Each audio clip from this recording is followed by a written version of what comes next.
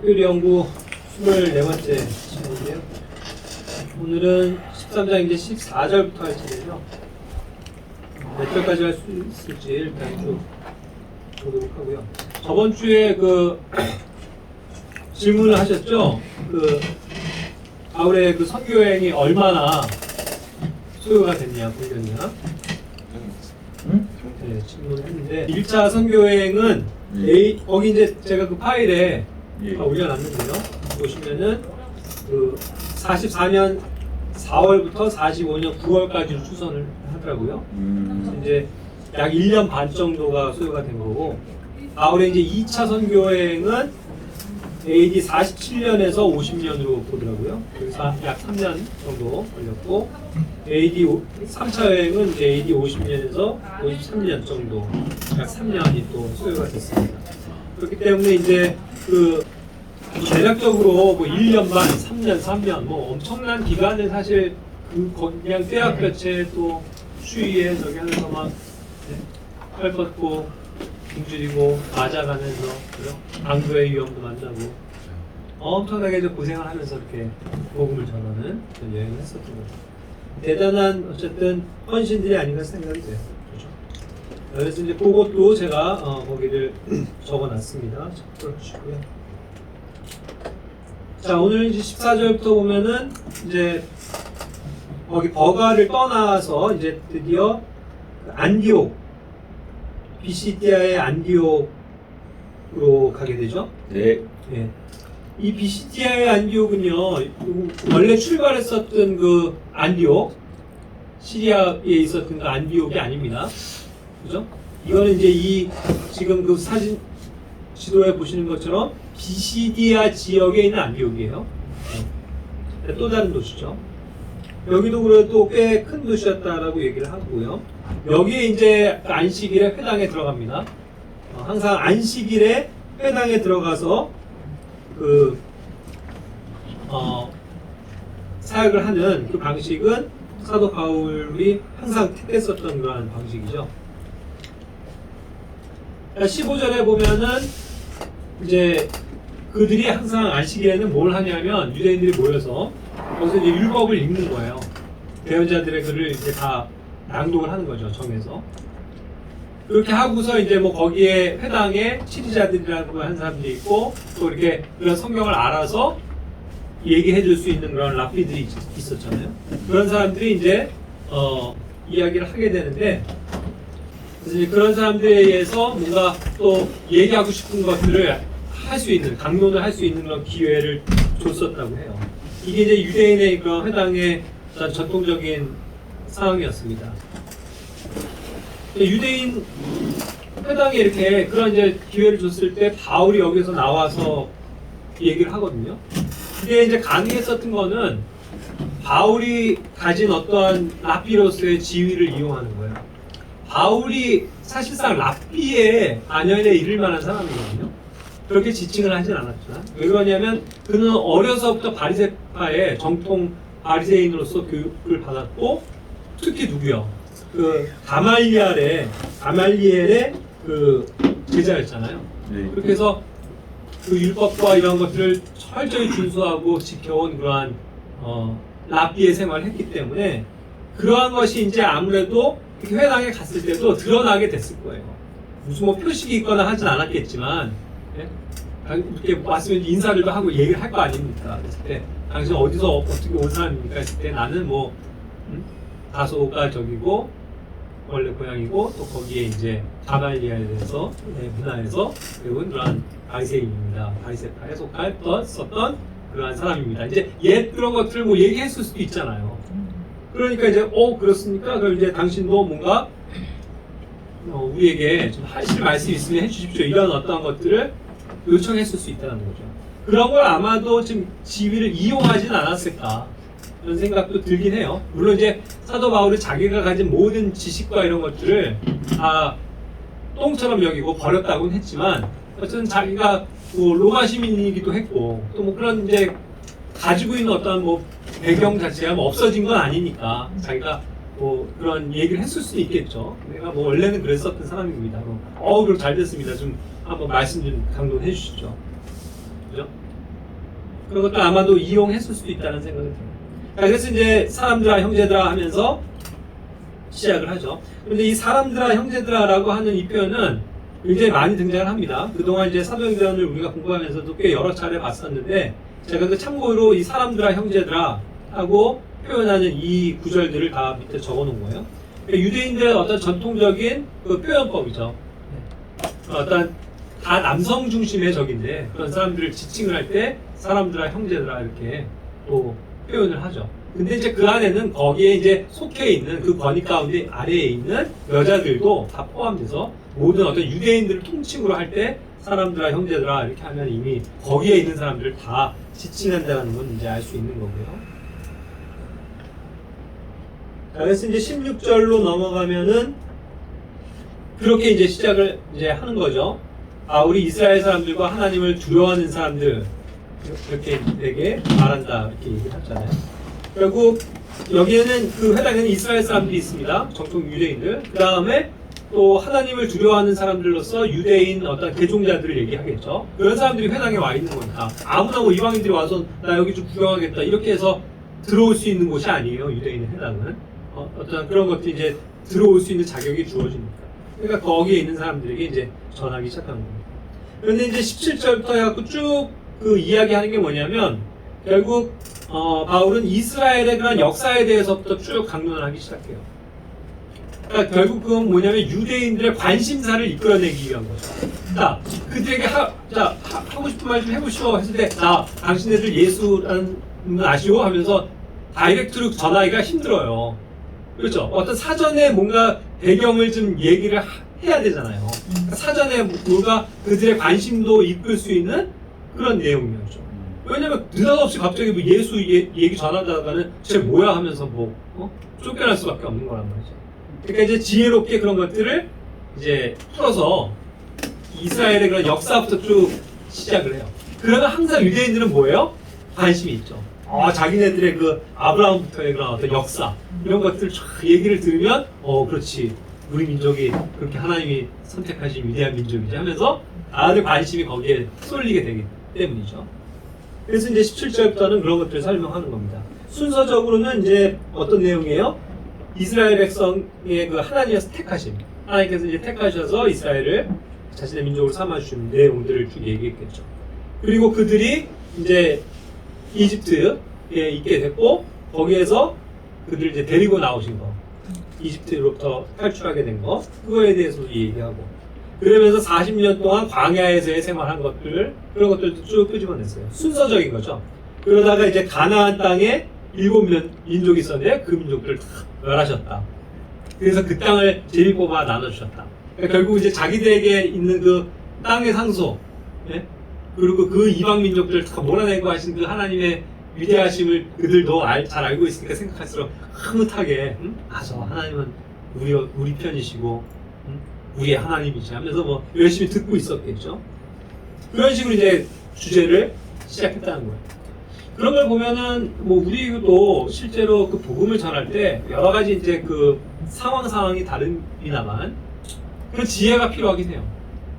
느닷없이 그냥 이렇게 그냥 예수님에 대해서 그냥 그것만 핵심적으로 복음을 전해서 할 수도 있겠지만 또 시간이 없거나 그럴 때 또 좀 시간이 풍성이 있고 또 어떤 그 사람의 관심사가 어떤 영역이 있다면 그래서 그런 걸 가지고 쭉 얘기를 하다가 점점 해갖고 결론이 있는 그 복음을 핵심적인 복음으로 나아갈 수도 있겠죠. 아니면 이 사람이 과학을 좋아한다든가 그러면 과학적인 사실이라든가 창조에 대해서라든가 이렇게 쭉 성경을 가지고 이제 얘기를 하다가 하나님께서는 이렇게 창조하시고 이렇게 운영을 하신다 이런 식으로 얘기를 하다가 결국 그 창조해 주신 하나님께서 이제 인간으로 오셨다라든가 이런 식으로 자연스럽게 이렇게 매칭을 시켜줄 수 있겠죠. 그런 지혜가 좀 필요하긴 해요. 그러니까 그 사람의 어떤 관심사를 뭔가 가지고 좀 접근하는 거. 그렇다고 해서 너무 이제 딴 방향으로 세면 안 되니까 적당하게 커튼을 해야 되겠지만 그래도 이제 사전적으로 그런 어떤 인트로에 해당되는 거죠.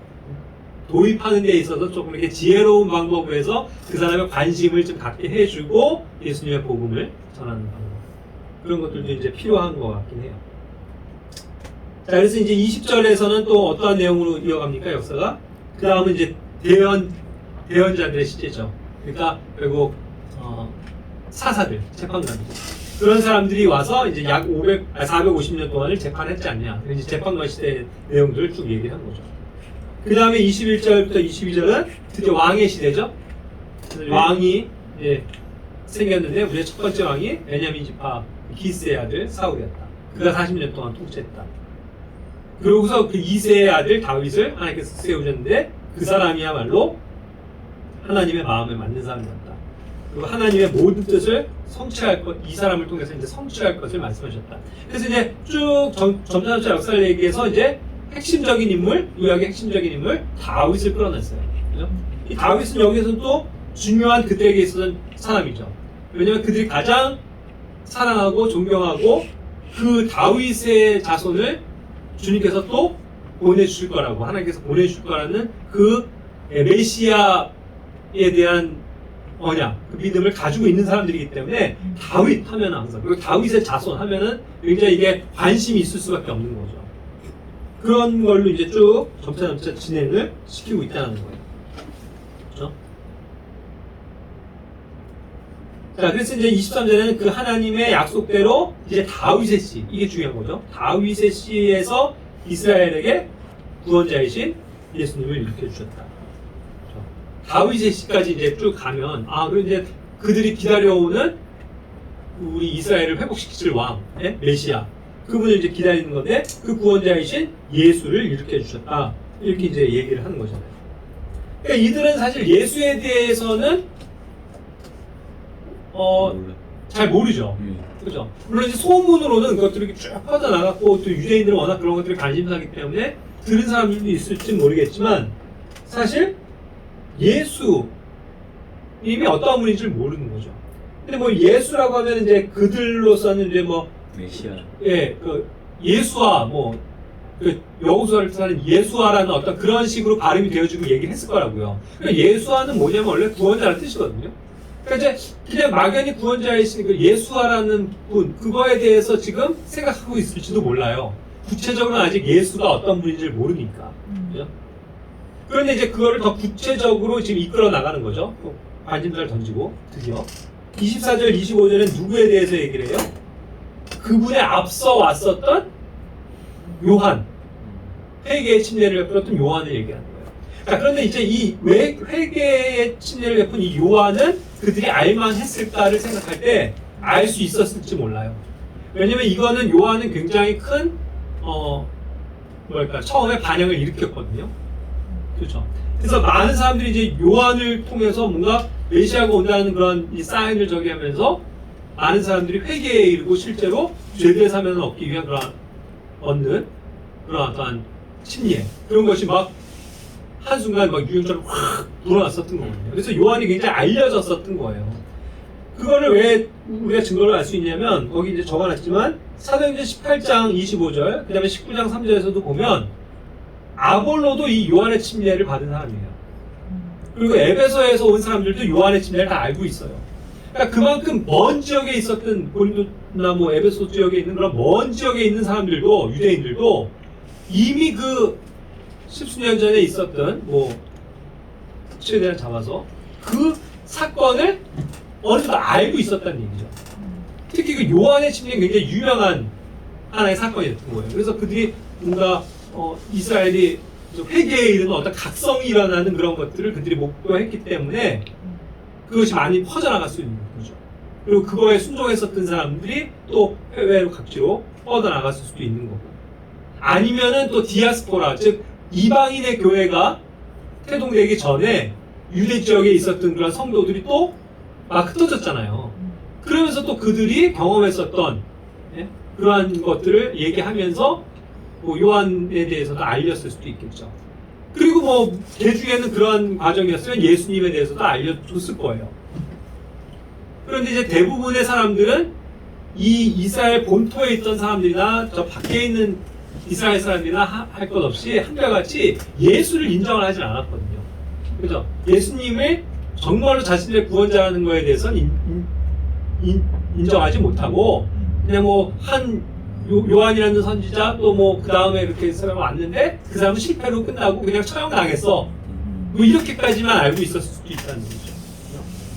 하나의 가능성을 얘기해요. 어쨌든 그렇게 해서 이제 요한의 침례에 대해서 얘기를 한 거예요. 그래서 그분 앞에서 이제 선포했고 자신은 그분이 아니고 자기는 그 메시아가 아니고 자기 뒤에 오시는 분이 구원자 메시아다 이렇게 설명을 했었다. 그리고 그러면서 너무나도 두려운 나머지 겸손하게 자신은 그분 발에 있는 그 신발끈을 풀 자격도 없는 그런 사람이었다라고 고백했었던 게 바로 이분이다. 이렇게 이제 자연스럽게 설명을 하는 거죠.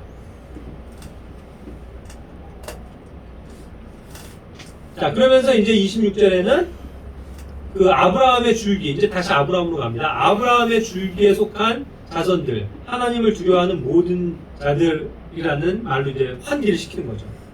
항상 이들은 아브라함의 자손들아, 아브라함 얘기가 나오면 뭔가 경건해지고 숙연해지죠. 그리고 모세 얘기 나오는 거, 그죠?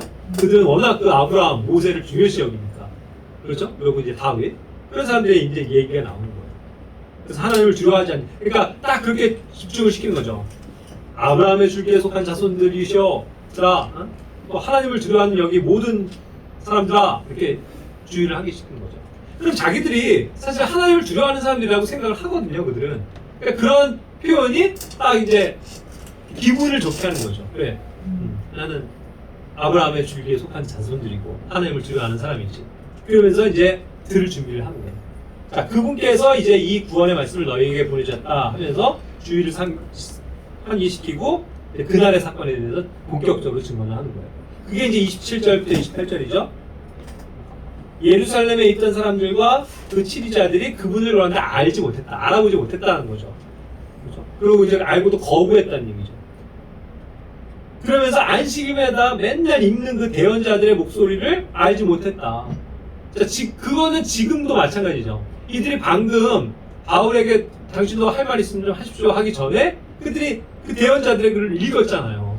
뭐 이사야를 읽었는지 뭐 예레미야를 읽었는지 모르겠지만 그들은 크리스한 성경을 가지고 있으니까 그걸 열심히 읽고 뭐 아멘 아멘 하면서 열심히 읽었을지 모르겠지만 거기에서 정작 얘기하는 구원자 예수 그리스도에 대해서 알지 못했다는 거죠. 그걸 어떻게 보면 또 역사적으로 얘기를 하는 거예요.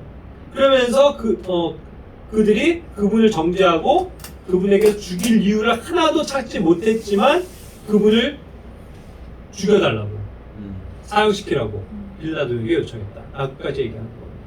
그럼 이제 뭐 빌라도는 어떠한 사람인지는 대략 이제 예루살렘에 대한 정보가 있는 사람들은 유대인들은 관심이 있으니까 알았겠죠. 그 당시에 거기를 관할하던 그 유명한 빌라도 총독을 알 수 있었을 거예요. 그래서 사실 그런 일이 있었구나라는 거를 이제 설명을 해주는 거잖아요. 그러니까 그들은 뭐 어찌 보면 이제 어렴풋 이렇게 소문으로 들었었던 그런 내용들 이제 뭐 몇 년 안 됐겠죠. 그 전에 있었던 그런 사건들에 대해서 듣긴 들었을지는 모르겠는데 뭔가 관심을 가지고 그게 무슨 일이었는지 좀 더 궁금했겠죠. 거기서 온 사람이니까. 예루살렘에서 온 사람이니까. 경험한 사람이니까. 그래서 이제 뭔가 좀 귀를 쫑긋하면서 들었을 것 같아요. 자, 그러면서 이제 결국은 29절부터 31절에 보면 복음의 이제 핵심에 대해서 얘기하는 거죠. 그렇게 이제 그분에 대해서 기록된 모든 것이 성취됐다. 기록된 게 성취됐다라고 해서 이제 구약에서 얘기한 예수님의 예언이 성취된 거에 대해서 얘기를 하는 거죠. 그게 뭐냐면 그렇게 해서 죄가 없으신데도 죽으셨다는 거죠. 그 죽으심에 대해서 얘기했고 그가 결국 나무에 달려서 죽으신 거에 대해서 이제 얘기를 한 거죠.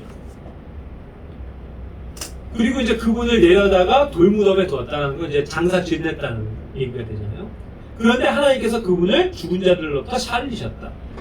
그래서 이제 그분과 함께 갈릴리로부터 예루살렘에 올라가 있었던 그 제자들에게 여러 날 동안이나 보이셨다.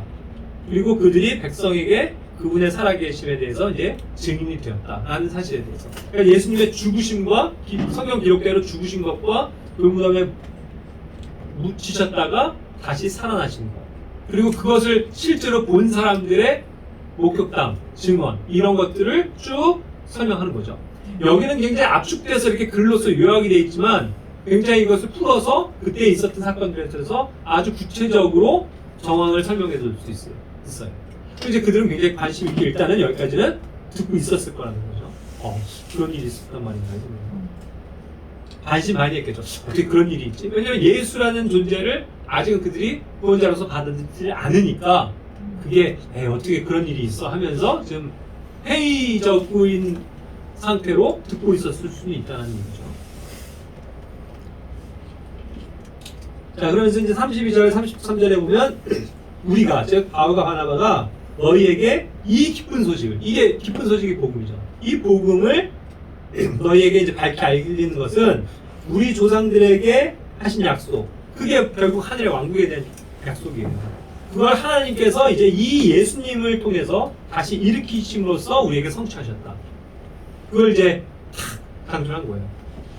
그리고 그것은 더 중요한 건 뭐냐면 이들이 지금 성경을 읽었는데 성경을 좀 안다고 안식일마다 하나님의 말씀을 듣기 위해서 나오는 사람들이니까 구약에 대한 어떠한 그래도 많은 지식들이 있는 사람들이죠. 유대인들이. 그들에게 성경을 인용하는 거예요. 구약 성경을 일부러. 그죠? 그리고 어차피 그때 구약 성경밖에 없었으니까.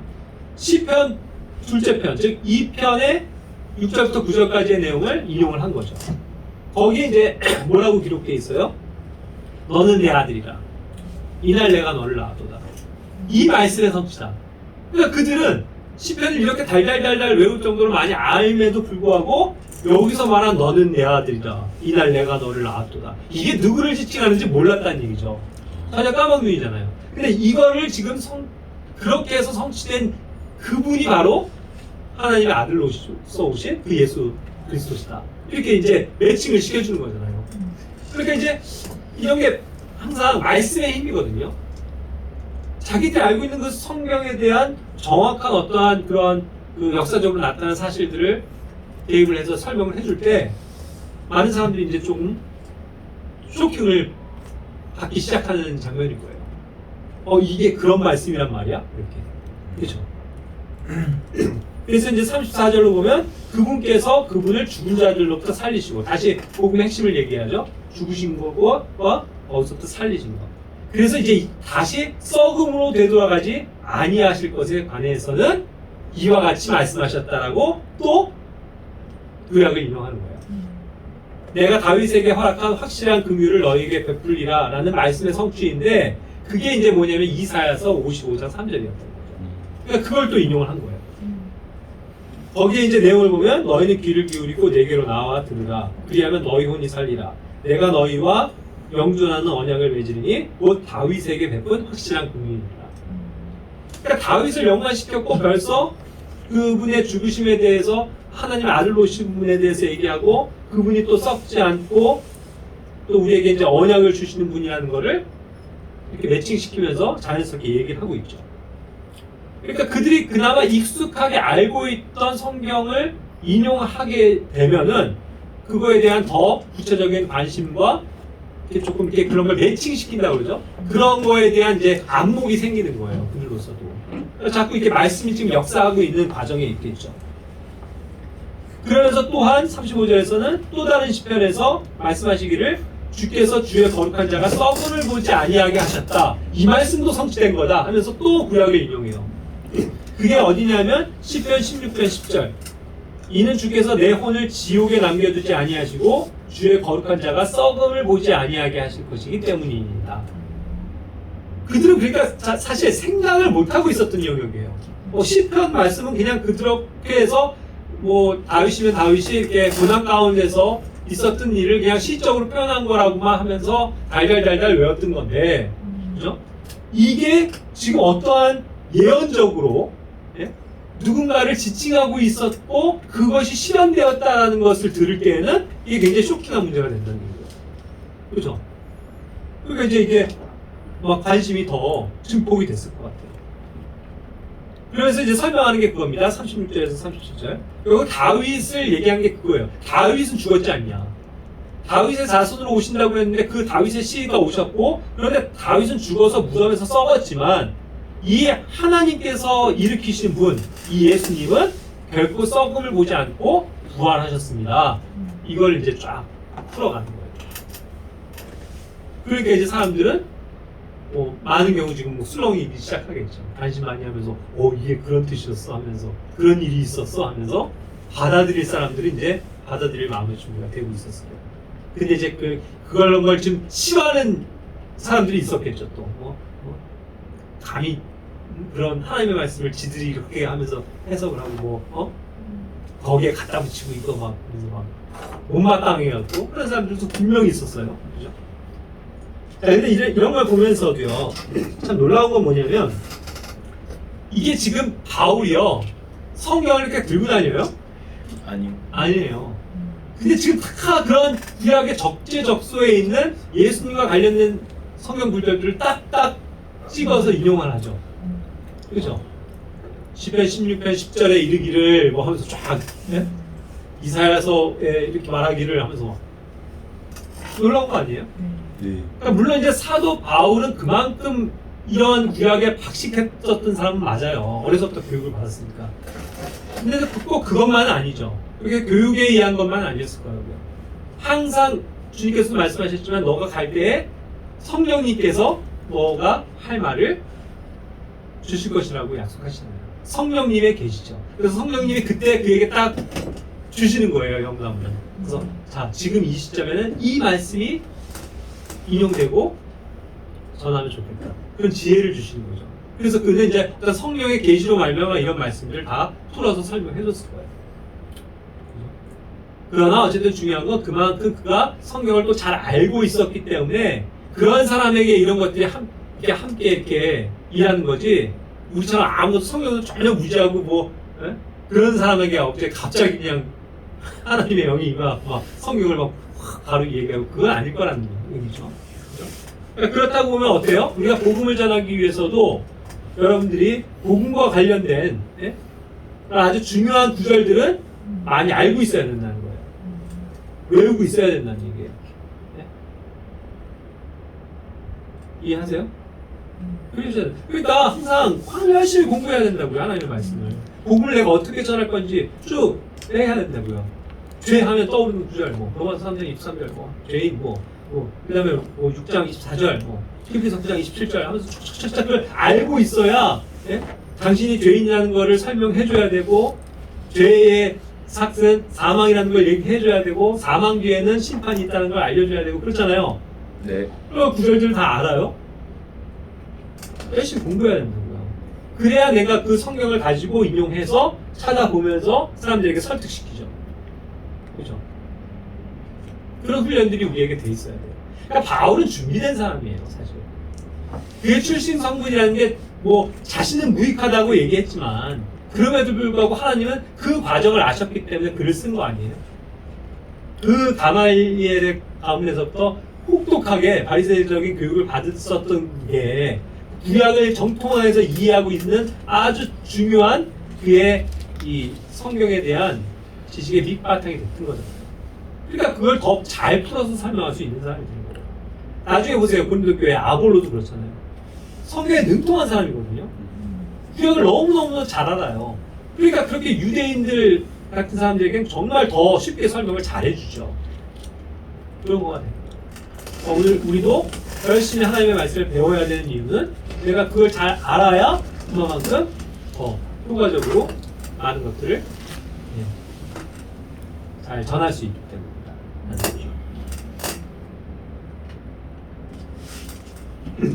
38절. 이게 이제 가장 핵심이죠. 그래서 그 예수님, 그분을 통해서 뭐가 이제 주어진 거예요? 죄들의 용서가 맞다는 거죠. 그걸 이제 선포하는 거예요. 죄들의 용서.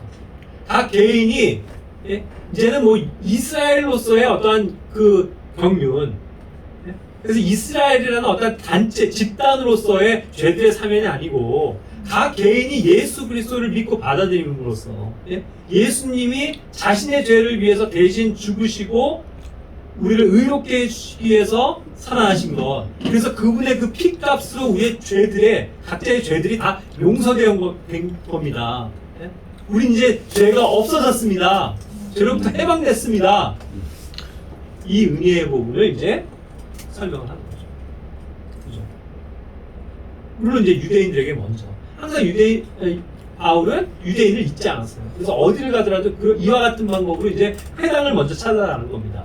항상 우선순위는 유대인들에게 자기의 종교관이에요. 그러니까 그들이 돌아와야 되기 때문에 그 사명감을 가지고 그들에게 먼저 전해요.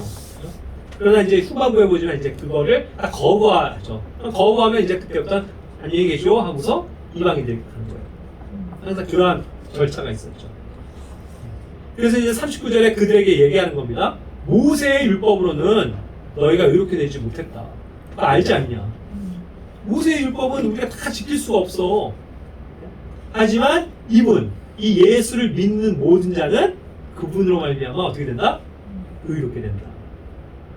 주님이 가져다 주시는 칭의, 의로움, 행위로서의 의가 아닌 믿음으로서의 의, 그 죄들의 용서를 설명을 하는 거죠. 그러니까 이제 완전히 그 복음에 대한 내용을 너무나도 잘 조리 있게 역사로부터 시작해서 잘 전한 거죠. 그러면서 이제 마지막으로 경고를 주는 겁니다. 40절, 41절에 대언자들의 글을 또 인용해요. 이게 이제 하박국 1장 5절의 말씀을 또 인용하는 거거든요. 거기 41절에서는 이와 같이 나와 있어요. 보라, 멸시하는 자들아, 너희는 이상히 여기고 멸망하라. 내가 너희의 날들에 한 일을 행하리니 사람이 너희에게 그것을 밝히 말하여도 너희가 결코 그 일을 믿지 아니하리라.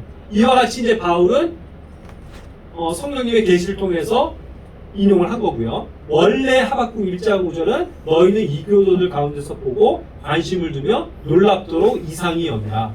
내가 너희의 날들에 한 일을 행하리니 누가 너희에게 그것을 말하여도 너희가 그것을 믿지 아니하리라. 주님께서 가져주시는 그 구원, 그거에 대한 관심을 두고 이상히 여기라는 거예요. 그게 이제 원래 이제 구약에 있었던 건데, 왜냐면 그것을 이제 새롭게 행하시는 주님에 대해서 얘기를 하는 거거든요. 근데도 너희가 믿지 않을 것이다라고 얘기한 거예요. 근데 이제 실제로 41절에 보라, 멸시하는 자들아, 이걸 믿지 않는 사람들에게 얘기하는 거죠. 너희가 그렇게 그 말씀처럼 이상히 여기라고 그랬는데 이상히 여겨라. 근데 그렇게 되면 어떻게 되는 거예요? 멸망한다는 거예요. 그 얘기에 대한 역설이에요. 그냥 그렇게 이상히만 여기고 놀랍게만 여기다가 멸망해라. 그렇게 새롭게 좀 역설적으로 얘기를 하는 거죠. 내가 너희의 날때 한 일을 행하리니 사람이 너희에게 그것을 밝히 말하여도 너희가 결코 그 일을 믿지 아니하리라. 그것처럼 너네가 지금 믿고 있지 않지 않냐. 이제 믿지 않는 사람들이 이제 반응들이 보이기 시작했겠죠. 그래서 그렇게 해서 멸시하고 이상히 여기면서 그냥 멸망하지 말라는 것에 대한 역설적인 경고예요. 그렇죠? 그 형제들에게, 사람들아, 형제들아, 이상히 여기지 마라. 믿어라. 그렇게 해서 결국 멸망당하지 마라.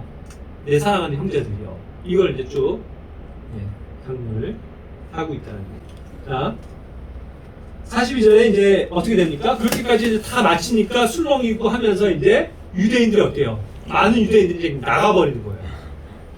나가버려요. 듣기 싫은 거죠. 뭔가 자기들의 마음에 언짢은 거죠. 불편한 거죠. 마음에 안 드는 거죠. 그런데 거기에 있었던 이방인들은 뭐라고 그랬냐면 다음 안식일에도 와서 이 말씀들로 좀 자기들에게 선포해 주십시오라고 간청을 하는 거예요. 그런 이제 이 반반이 바뀐 거죠. 근데 여기서 이제 이방인이라고 표현한 건 당연히 아까도 얘기한 것처럼 개종한 이방인들이에요. 그러니까 여기는 그냥 단순히 이방인들이 출입할 수 있는 곳이 아니에요. 유대인들에 해당하는. 엄연히 이렇게 해서 유대인을 인정하고 유대인의 하나님을 인정하는 그러한 또한 그 개종하는 그런 것들이 있는 사람들이 와서 강론도 듣고 참여할 수 있었던 거거든요. 그러니까 이제 거기에 그렇게 반반이 섞여 있는 이방인들도 있었는데 그들은 이 복음의 말씀을 듣고 어때요? 너무 기뻤던 거죠.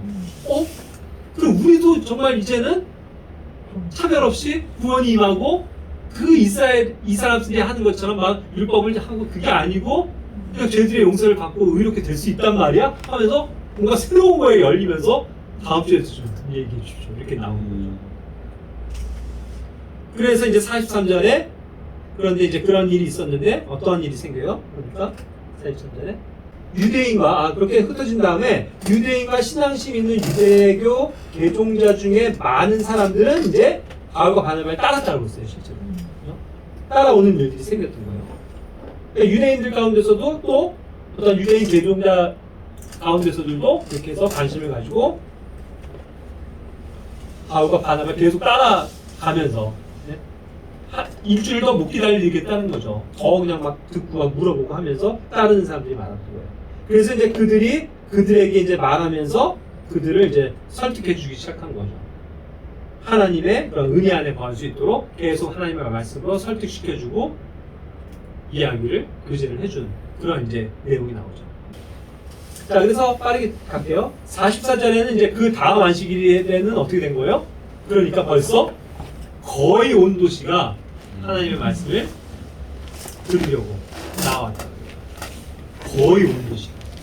굉장히 큰 도시라고 했어요. 이 피시디아의 안디옥도. 근데 거기에 있는 많은 사람들이 막 유대인들 또 뭐 유대교에 관심 있고 뭐 이런 사람들이 다 몰려드는 거예요. 그렇게 하나님의 말씀을 들으려고 왔다는 거죠. 자, 그러니까 이제 45절에서는 반작용이 나타나죠. 이쪽에서 하나님의 말씀이 흥황하니까 그걸 반대하는 유대인들이 막 일을 가는 거예요. 그래서 그 무리를 모르고 막 시기가 가득해서 바울이 이제 하는 그런 말들을 대적하고 말하고 막 반박하고 신성 모독하고 이러한 이제 장면을 보게 되는 거죠. 항상 그런 일들이 있어요. 한쪽에서 복음을 잘 받아들이는 반면 한쪽에서 또 그거를 모독하고 막 반대하고. 자, 그래서 이제 신성 모독하는 이 장면이 나오는데요. 신성 모독이라고 하는 이 단어는 블래스피밍이라고 하는 거는 이제 여러 군데 나옵니다. 성경에 실제로. 레위기 24장 11절부터 14절 같은 데 보면은 주님의 이름을 모독하는 행위는 결국 돌로 쳐서 죽일 정도로 신성 모독, 즉 하나님에 대한 어떤 모독을 하는 것은 이제 대한 죄였죠. 사무엘하 12장 14절에서도 그 다윗이 이제 범죄했을 때 바세바로 인해서 주의 원수들에게 신성 모독의 기회를 주게 됐다. 이렇게 해서 나단이 경고를 하거든요. 그러고서 이제 심판을 받게 돼요.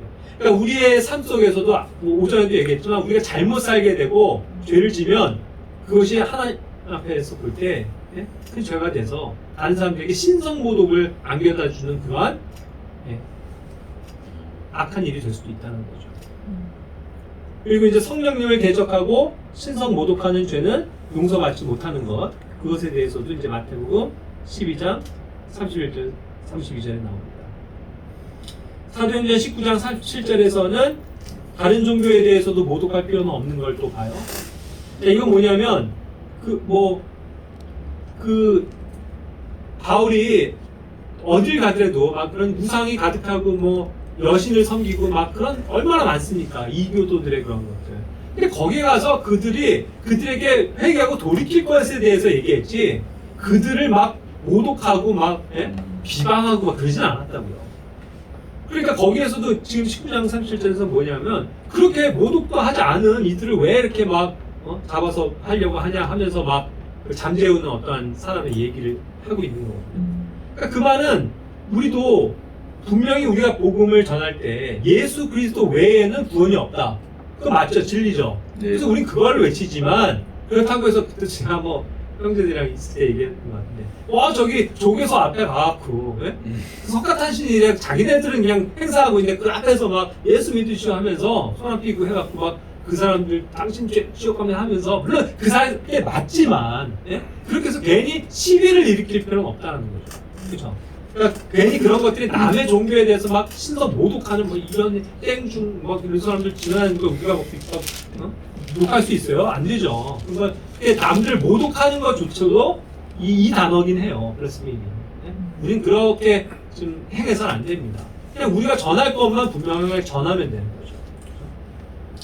디모데후서 1장 20절에서도 후메네와 알렉산더가 를 이제 출교시키는데 그건 역시도 이제 신성 모독하지 못하도록 하기 위함이다라고 해서 사탄에게 내어주는 걸 얘기하죠.